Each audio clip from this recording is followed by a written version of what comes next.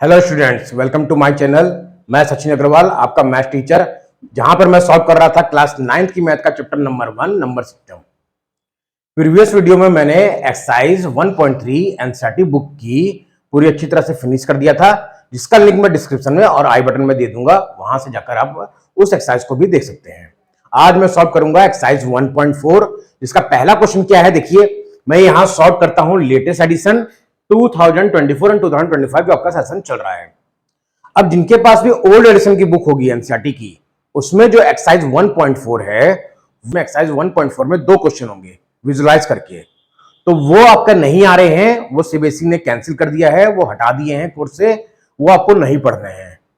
तो इसलिए जो न्यू एडिशन की बुक है, उसमें जो एक्सरसाइज 1 जो आपकी ओल्ड एडिशन की बुक थी, उसमें जो एक्सरसाइज 1.5 था, वही न्यू एडिशन की बुक में उसको 1.4 कर दिया गया है और लास्ट एक्सरसाइज 1.5। और जो ओल्ड एडिशन की बुक थी, उसमें लास्ट एक्सरसाइज 1.6 मेंशन होगा।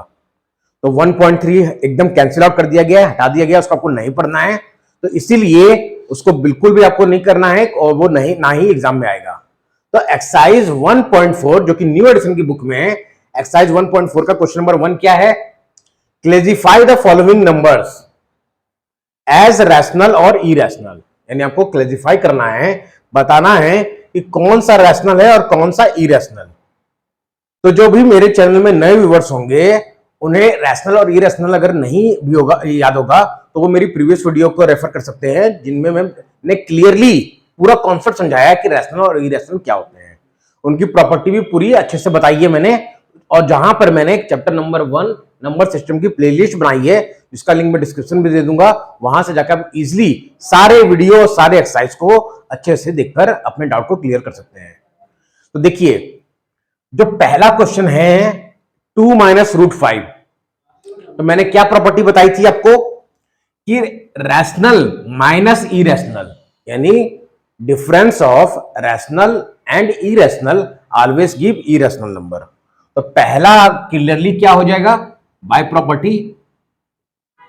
आपको ज्यादा कुछ लिखना नहीं है, बस डायरेक्ट लिख देना है इज अ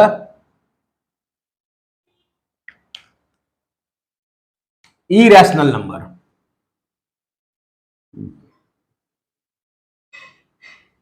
क्यों?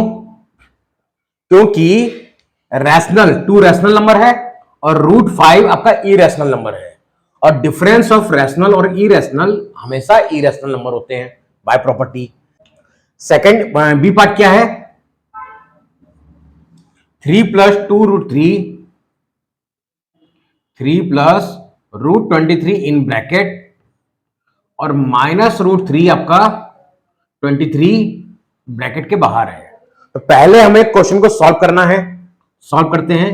तो 3 प्लस रूट 23 माइनस रूट 23, जहां से मुझे क्लियरली दिख रहा है कि रूट 23 और रूट 23 कैंसिल आउट हो जाएगा, प्लस माइनस है, और लेफ्ट आउट क्या बचा? सिर्फ 3। इसको मैं 3/1 लिख सकता हूं। तो इसीलिए ये कौन सा नंबर होगा? B, rational number. Rational number. इसी तरह सी पार्ट भी देखते हैं क्या है। C part 2 root 7 by 7 root 7। यहां से भी मुझे क्लियरली दिख रहा है कि मेरा रूट 7 और रूट 7 कैंसिल आउट हो जाएगा और लेफ्ट आउट बचा 2/7, जो कि p/q के फॉर्म में है। इसीलिए ये भी क्या होगा? Rational number.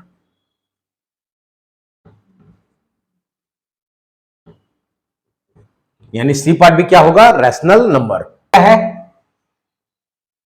1/√2। ये कौन सी प्रॉपर्टी होगी आपकी? प्रॉपर्टी के अकॉर्डिंग 1 आपका रैशनल नंबर है और √2 इरेशनल नंबर है। यानी कि division of rational and irrational भी हमेशा क्या होगा? इरेशनल नंबर होगा।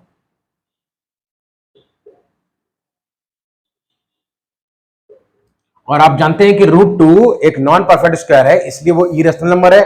और अगर हम रैशनल नंबर को इरेशनल नंबर से अगर डिवाइड करेंगे तो आंसर भी इरेशनल आएगा। अब लास्ट जो क्वेश्चन है, इसमें बहुत ज्यादा कंफ्यूजन होता है बच्चों को कि इसे क्या लिखें। 2 पाई इसमें बहुत ज्यादा कंफ्यूजन होता है क्योंकि सभी बच्चों ने पाई की वैल्यू 22/7 याद कर रखी है, और अगर 22/7 होती है तो उसके अकॉर्डिंग तो p/q के फॉर्म में हो गया, तो ये होना चाहिए रैशनल नंबर, लेकिन ये रॉन्ग हो जाएगा आपका। अगर आप पाई को रैशनल नंबर लिखते हैं तो आपका आंसर रॉन्ग आएगा। हाँ, अगर पाई की जगह अगर 22/7 लिखा हुआ है तब आप उसको रैशनल नंबर लिख सकते हैं। तो इसीलिए पाई में जो भी आपको कंफ्यूजन है, तो दो आपके मैथमेटिशियन हैं, आर्यभट्ट जो हमारे इंडियन मैथमेटिशियन है, और एक आर्किमिडीज, उन्होंने पूरे कॉन्सेप्ट दिया है कि पाई एक इरेशनल नंबर है। पाई क्या है? एक इरेशनल नंबर है। क्यों? क्योंकि जब इसका डेसिमल एक्सपेंशन निकाला गया तो उन्होंने क्या पाया कि ये non terminating and non repeating decimal expansion होगा, non terminating and non repeating. इसीलिए पाई क्या होगा? 2 पाई इरेशनल नंबर।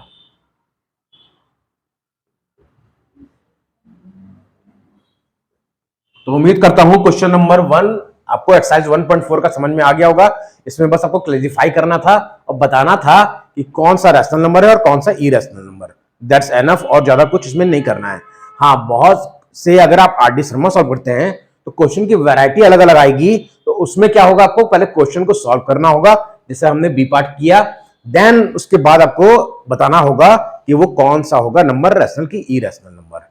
तो मैं यहाँ पे आर.डी. शर्मा भी सॉल्व करता हूं, साथ साथ में एनसीईआरटी भी चलेगा आपका और आर.डी. शर्मा भी, दोनों बुक मैं कवर करूंगा। तो आज मैं सॉल्व कर रहा हूं एनसीईआरटी का एक्सरसाइज 1.4। नेक्स्ट वीडियो आपकी रहेगी आर.डी. शर्मा की। अब देखिए क्वेश्चन नंबर 2 क्या है एक्सरसाइज 1.4 का। सिंप्लीफाई करना है each of the following expression को। हमें जितने भी क्वेश्चन के क्वेश्चन नंबर 2 में पार्ट दिए हुए हैं, फर्स्ट, सेकंड, थर्ड और फोर्थ, उसको आपको सिंप्लीफाई करना है। और सिंप्लीफाई करने के लिए यहां पे अलजेब्रा का रूल लगेगा, तो ध्यान से देखिएगा कि कैसे मैं सॉल्व कर रहा हूं। जैसे 2 का क्वेश्चन नंबर 1 है, क्वेश्चन है 3 + √3 इन 1 ब्रैकेट, और सेकंड ब्रैकेट में है 2 + √2। अब देखिए यहां पे कौन सा आपका प्रॉपर्टी लगेगी अलजेब्रा की, हमें क्या करना है, इसको सॉल्व करना है, सिंप्लीफाई करना है। तो 3 का मल्टीप्लाई आपको दोनों में करना होगा। ऐसा कुछ आपने सीखा होगा जब आपने अलजेब्रा सॉल्व कर रहे होंगे, ऐसे a + b और ब्रैकेट में c + d। तो a का मल्टीप्लाई दोनों में करते हैं और फिर b का मल्टीप्लाई भी दोनों टर्म में करते हैं, यानी कि बाइनोमियल मल्टीप्लाई बाइनोमियल, ये आपने अलजेब्रा में पढ़ा होगा। तो उसी के अकॉर्डिंग क्या करना है हमें, पहले हम 3 लिखेंगे, मल्टीप्लाई 2, फिर प्लस 3 का मल्टीप्लाई √2 में भी करेंगे, 3 × √2, फिर प्लस, अब √3 का मल्टीप्लाई 2 में करेंगे, तो √3 × 2, फिर प्लस प्लस प्लस और √3 × √2।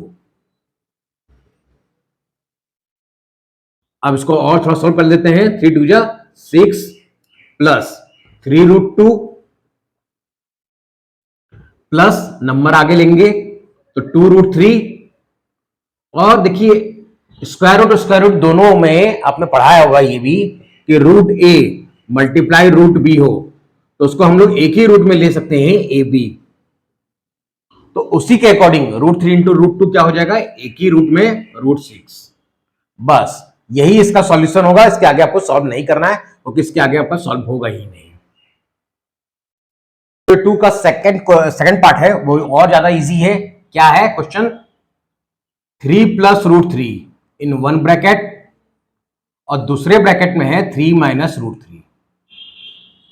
अब यहां कौन सा अलजेब्रिक एक्सप्रेशन लगेगा, अगर हम अपने 3 को a कंसिडर कर लें और √3 को b, तो ये भी a होगा और ये भी b। तो ये कौन सा फॉर्म बता रहा है, a + b इन 1 ब्रैकेट और दूसरे ब्रैकेट में a - b, दूसरे ब्रैकेट में a - b, जिसका फॉर्मूला आपने क्या याद किया होगा, a² - b², यही याद किया होगा। तो इसी के अकॉर्डिंग हम क्वेश्चन नंबर सेकंड को भी, 2 के सेकंड पार्ट को भी ऐसे ही सॉल्व करेंगे। 3 मेरा a है तो a² यानी 3² माइनस b² यानी √3 का होल स्क्वायर, जो कि आंसर क्या देगा आपको, 3 × 3 = 9, और √3 × √3 क्या होगा, अगर एक ही रूट में लिख लें तो रूट कैंसिल हो जाएगा और 3 बाहर आ जाएगा, और इसका आंसर मिला आपको 6। तो क्वेश्चन नंबर 2 के सेकंड का आपको आंसर क्या मिला? 6। तो ये बहुत इजी क्वेश्चन था। और ये सभी का थर्ड पार्ट क्या है? √5 प्लस √2 का होल स्क्वायर। अब ये बहुत इजी है, ये हम किस में ब्रेक करेंगे? a प्लस बी के होल स्क्वायर में। a प्लस बी का होल स्क्वायर क्या फॉर्मूला होगा?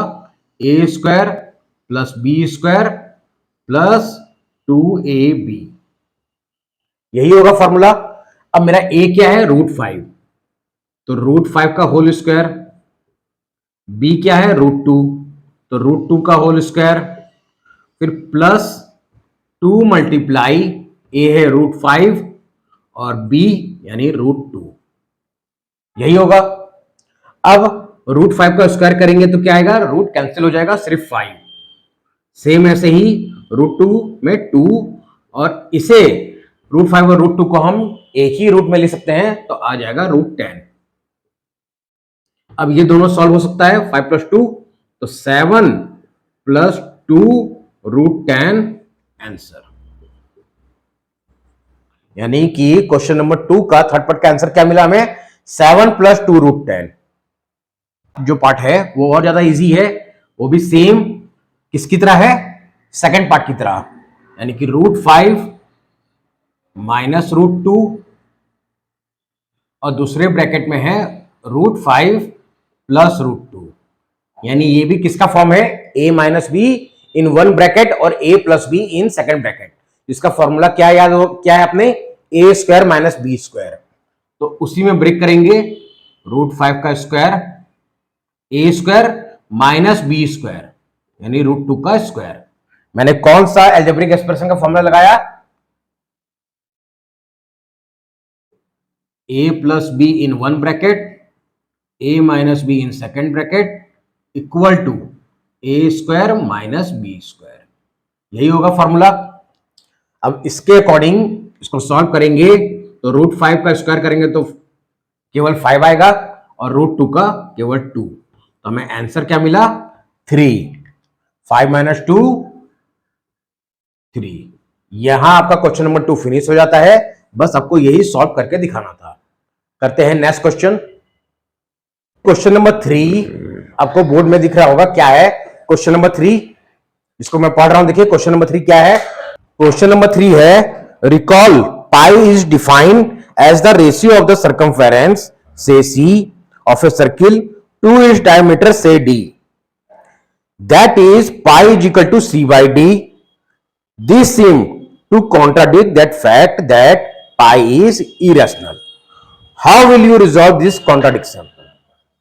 बहुत अच्छा क्वेश्चन है। कॉन्ट्राडिक्शन का मतलब क्या होता है कि आपने इसको एज्यूम किया था रैशनल या इरेशनल और वो आपका रॉन्ग प्रूव हो रहा है, तो क्या ऐसा है? नहीं। इसका सॉल्यूशन क्या होगा? No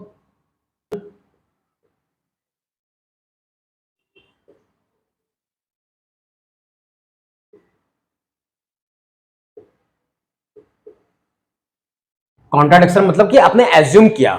there is no, it is not a contradiction. क्यों? We know that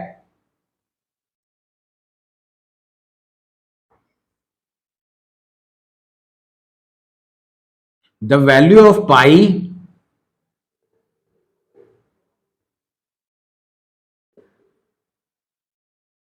is almost, देखिए ऑलमोस्ट, यही मैं बता रहा था आपको कि पाई जो है वो आपका इरेशनल नंबर क्यों होगा, क्योंकि यहां जो पाई की वैल्यू ली गई है वो ऑलमोस्ट ली गई है, यानी कि राउंड फिगर में ली गई है। क्या? इज ऑलमोस्ट 22/7, यानी आपको क्या बताना है इसमें? बस कि पाई की वैल्यू ऑलमोस्ट ली गई है 22/7 या 3.14। तो ये कैसा डेसिमल एक्सपेंशन होगा? नॉन टर्मिनेटिंग और नॉन रिपीटिंग, इसीलिए पाई इरेशनल नंबर है। तो जो हमारा कॉन्ट्राडिक्शन है ये नॉट अ कॉन्ट्राडिक्शन, ये कॉन्ट्राडिक्शन है ही नहीं, ये एकदम फैक्ट है कि पाई आपका इरेशनल नंबर होगा। बस। अब देखिए जो क्वेश्चन नंबर 4 है उसमें आपको √9.3 को नंबर लाइन में रिप्रेजेंट करना है। तो जितने भी नंबर लाइन वाले क्वेश्चन होंगे वो मैं लास्ट वीडियो में कवर करूंगा, क्योंकि उसके लिए मुझे पूरा उसका टूल्स चाहिएगा। आपको भी पता है कि कंपास, प्रोजेक्टर, और उसके अकॉर्डिंग मैं आपको क्लियरली समझा दूंगा कि कैसे आपको ड्रॉ करना है और कैसे नंबर लाइन में उसको रिप्रेजेंट करना है।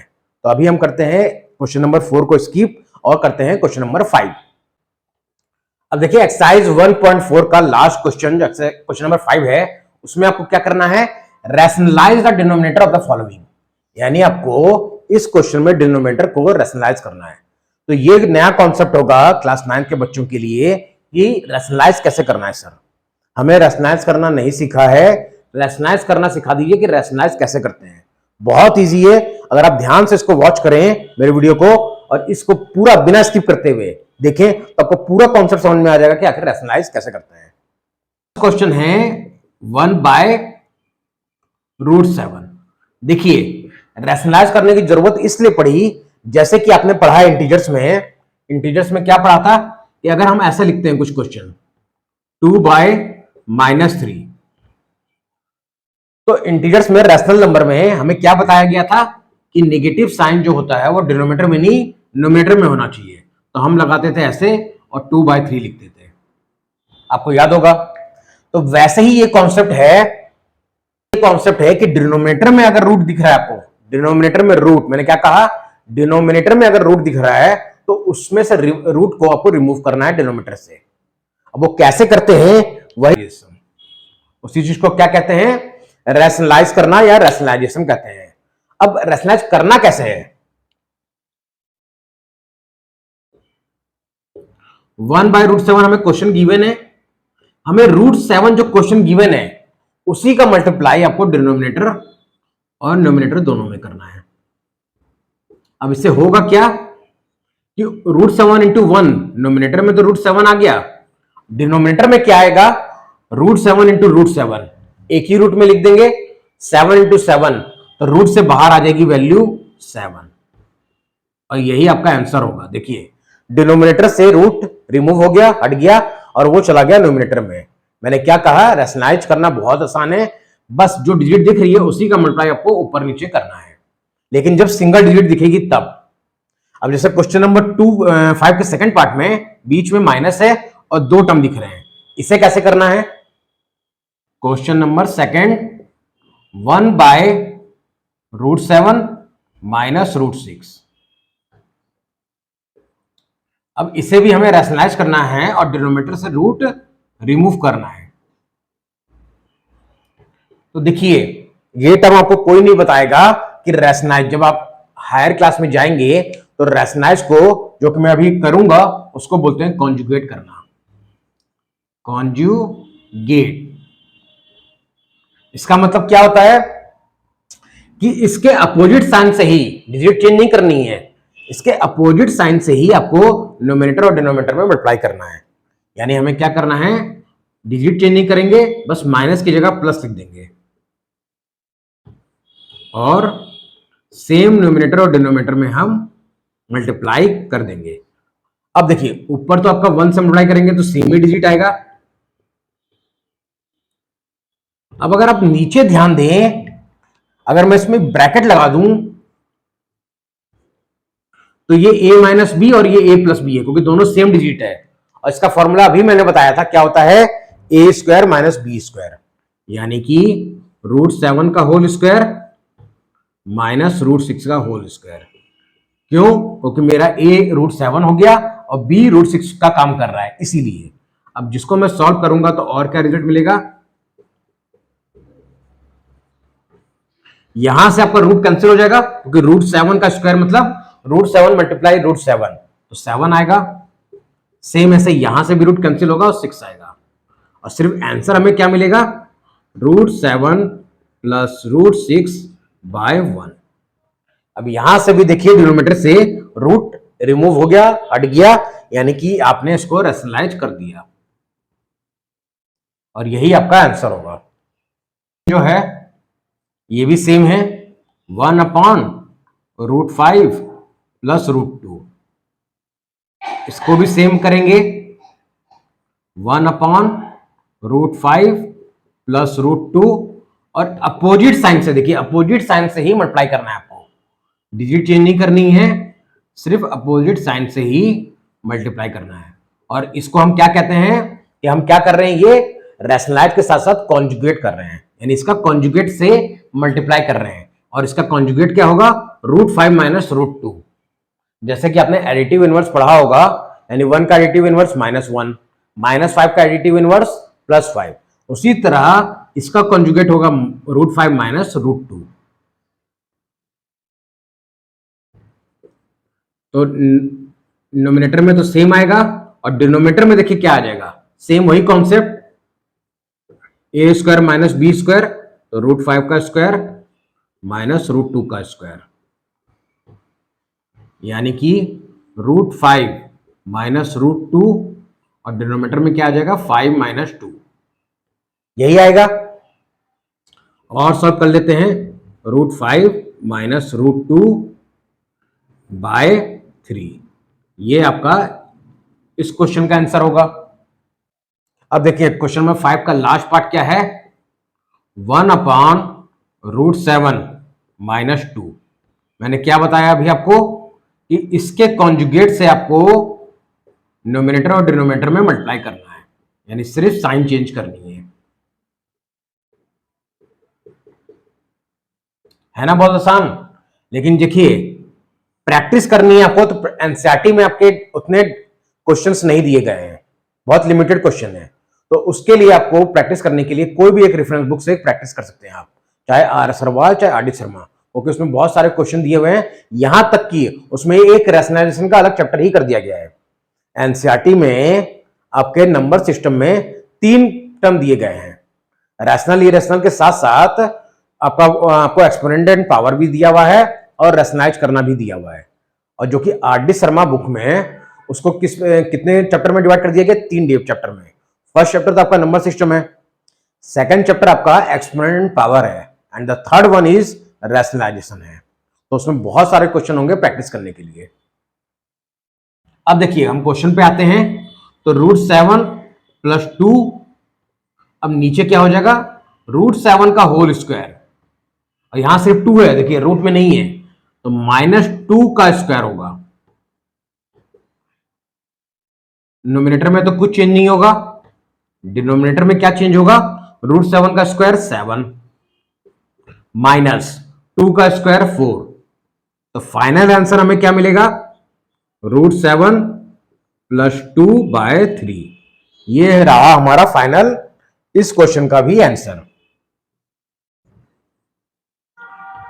तो उम्मीद करता हूं कि आपको ये सारे क्वेश्चन जितने भी आज हमने किए सब समझ में आ गए होंगे। फिर भी अगर आपको कोई डाउट रहता है तो कमेंट सेक्शन में मुझसे पूछ सकते हैं। आज के लिए बस इतना ही रहेगा। अगर आपको वीडियो अच्छी लगी हो तो चैनल को सब्सक्राइब कर दें, लाइक कर दें, शेयर कर दें, और नोटिफिकेशन बेल को जरूर ऑन कर दें, ताकि मैं जब भी वीडियो अपलोड करूं तो उसका नोटिफिकेशन आपको सबसे पहले मिल जाए। क्योंकि next video RD Sharma book की आएगी, और RD शर्मा बुक में आपके एक्सरसाइज 1.5 और 1.4 में सॉल्व करूंगा। फिर उसके बाद नेक्स्ट चैप्टर पे जाऊंगा एक्सपोनेंट पावर, तो उसको भी मिस आउट मत कीजिएगा। और मिलते हैं नेक्स्ट वीडियो में, तब तक के लिए good bye, thank you so much.